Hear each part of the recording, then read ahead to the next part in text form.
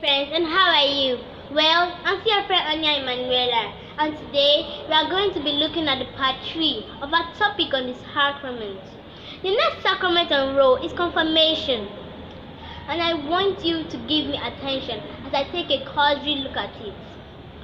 I want you to first of all know that sacraments are not just mere symbols, but are also believed to confer sanctifying grace upon the soul of the recipient.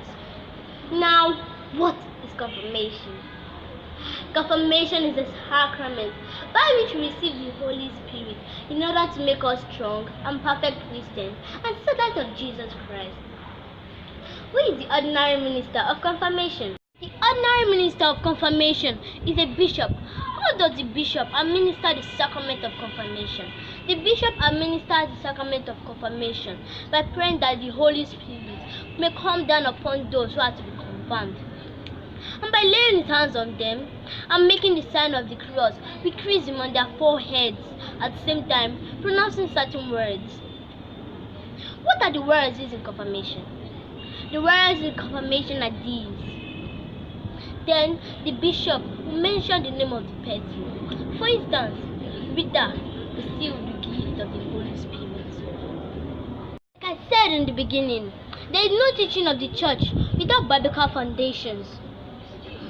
These Bible passages affirm the sacrament of confirmation. Acts chapter 8 verse 17 says, "Then Peter and John placed their hands on them, and they received the Holy Spirit." Titus chapter 3 verse 5 says, "He saved us. It was not because of any good deeds that we ourselves have done, but because of His own mercy that He saved us through the Holy Spirit, who gives us new birth and new life by washing us." 2 Timothy chapter 1 verse 6. "For this reason I remind you to keep alive the gift that God gave you, and I laid my hands in you."